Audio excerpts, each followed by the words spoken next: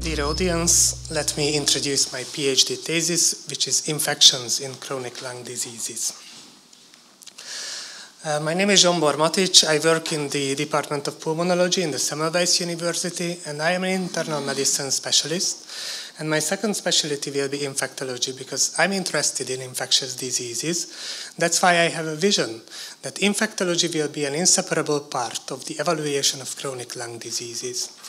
And I have a team supervised by Veronika Müller, and together we have a mission to provide evidence-based data that draws attention to the importance of infectology. I have two projects ongoing. The first one was started in September of 2023, and it's called Comparing the Effect of Antifibrotic Treatment on the Incidence of Respiratory Tract Infection in Idiopathic Pulmonary Fibrosis. The problem is that IPF is a rare but deadly disease with a median survival of 3 to 5 years. And the best treatment which can be given to the patients are antifibrotic drugs. These are standard of care now, but they can only slow down the progression of the disease. And we know that these antifibrotics reduce the investigator-reported acute exacerbations and mortality as well. And behind this high mortality, acute exacerbation of the disease is the main reason.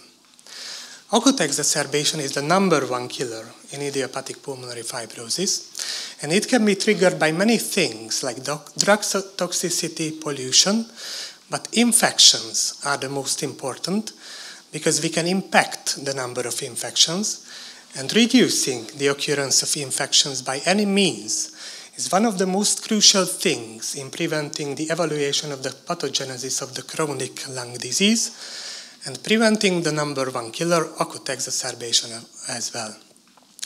So we know that these antifibrotics reduce the occurrence of acute exacerbations, but we don't know if any antifibrotic reduce the incidence of respiratory tract infections.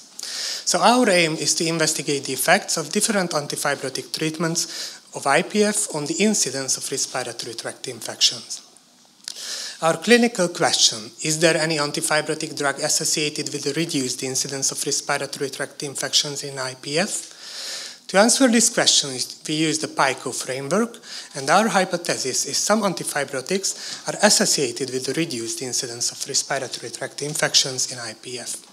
And it is very important, because if there is a correlation, we can rank the available antifibrotics based on their effect on treatable traits, such as respiratory tract infections. So we conducted a systematic search with this search key, and after the selection, 27 eligible full text remained. Here let me introduce my results.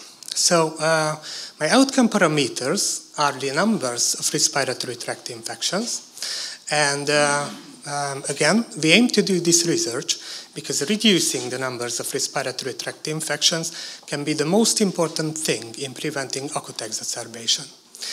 And the incidence of respiratory tract infections can be very high. The range stands between 30 to 70%. So we included 27 randomized controlled trials, and high heterogeneity can be seen in the pirfenidone group, where capacity 4 and 6 are outliers because they reported only serious infections. And high heterogeneity can be seen in the antibodies and in the other drugs group, because we included different drugs with different mechanism of actions. And based on our results, and based on a 52-week treatment period, the currently used antifibrotic drugs, named as nintedanib and pirfenidone, were not associated with a lower risk of respiratory tract infections. We wanted to check which one of the currently used antifibrotics is better for the patients, so we conducted a network meta-analysis. We included 7 randomized controlled trials with more than 3,000 patients and more than 900 number of events. And based on our results, there was no superiority between pirfenidone and nintedanib on the incidence of respiratory tract infections. For overall ranking, we used the random effect model to calculate the p-score, and based on our results, pirfenidone might be a little bit better for the patients, but again, our results are statistically not significant. For confidence rating, we used a cinema, and due to a high incoherence and a high imprecision, and the relatively high heterogeneity and risk of bias, we gave a very low confidence rating. We conducted subgroup analysis regarding dose dependency. We included the same randomized controlled trials. And based on our results, there was no superiority between the different dosages of the currently used antifibrotic drugs. Only in one exception, but it was a single country study in Japan, where 1,800 milligrams of pirfenidone usage was significantly associated with a reduced risk of respiratory tract infections. By localization of the infections, we conducted a subgroup analysis. We differentiated upper respiratory and lower respiratory tract infections. And regarding our results, there was no superiority between the currently used antifibrotic drugs. Of course, we have some strengths and limitations. Our strength that we pull data only from randomized controlled trials with high number of patients and events, and it is the first network meta-analysis regarding this topic with the clinical significance. And our limitation is a relatively high risk of bias. Our highest limitation is in the articles, there was no microbiological results reported, and no diagnostic methodology was reported behind the infections. So our conclusion is that the currently used antifibrotics are safe and do not change the incidence of respiratory tract infections without any difference between the two drugs. And our implication for practice is that the currently used antifibrotic drugs can safely be utilized without risking increased incidence of respiratory tract infections. And our implication for research is that further randomized controlled trials with add-on therapies and real-world studies with respiratory tract infection incidence as a main outcome needed. So my first project is in an advanced stage, and I'm happy to say that it was published in December of 2024 in a D1 journal called eClinical Medicine. And here you can see my published article. My second project, called Comparative Analysis of Pulmonary Hypertension Treatment on the Incidence of Infections. It's also a systematic review and a meta-analysis. Hopefully it will be a network meta-analysis. The problem is that primary or secondary pulmonary hypertension comes with a significantly elevated mortality risk. And we know that effective treatments like treprostinil exist, but infections amplify mortality risk in pulmonary hypertension-related diseases. So, our aim is to investigate the effects of treatments of pulmonary hypertension on the incidence of infections. Our clinical question: is there any specific treatment associated with the reduced incidence of infections in primary or secondary pulmonary hypertension? To answer this question, we use a PICO framework, and our hypothesis is some treatments are associated with the reduced incidence of infection in pulmonary hypertension. And it is very important because if there is a correlation, then we can rank the available specific treatments based on their effect on infections. So we conducted a preliminary search with this search key, and here you can see my 6 key articles, which are all randomized controlled trials with a high number of patients, and all these articles contain all the necessary outcome parameters to conduct another meta-analysis and a systematic review. So to summarize, I have 2 projects ongoing. The first one was published in December of 2024, and the second one, planned submission date, is November of 2025. And I want to open the discussion part with the words of Albert Einstein. The important thing is not to stop questioning. Thank you very much for your kind attention.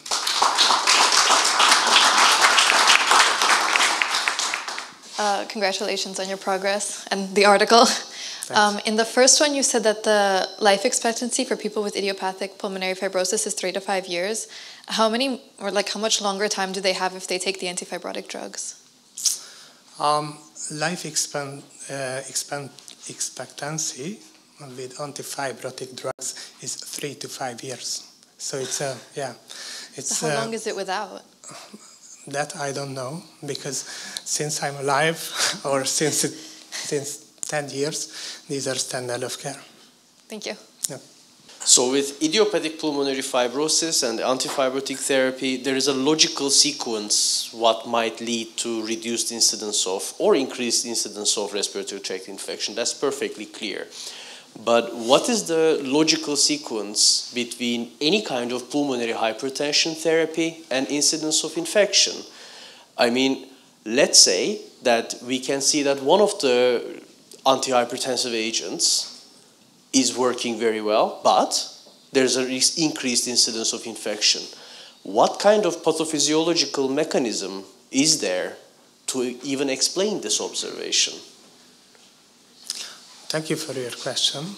It is a very good question. First of all, pulmonary hypertension is very heterogeneous. So, for example, type 3 contains a lot of pulmonary diseases, like, for example, idiopathic pulmonary fibrosis. So, in that case, my answer is obvious. So, I answered it in my first project, actually. But generally, what I'm thinking about that these drugs don't cure the baseline disease, but these drugs, as I said, in the pulmonary hypertension as well, they slow down the progression and slow down developing the symptoms. So maybe because of that, the patients won't get that much diseases because of slowing down the progression of the disease. Thank you very much for your presentation. My question is in connection with your first project. In the network meta, your results showed that between the two antifibrotic drugs, there were no statistically significant difference. Then how do you decide which one do you give to the patient? Is it just the doctor's preference, or are there any other differences between the two drugs? Thank you for your question. Both drugs are standard of care now. We usually decide on adverse effects. So, for example, pirfenidone can cause serious photosensitivity. So, for example, if the patient is a gardener, I won't give pirfenidone that patient. So, I think that's my answer. So it depends on the patient then? It depends on the adverse effects. Okay. Yeah. Yeah, I see. Yeah, Thank and you. the patient, yeah. Thank you.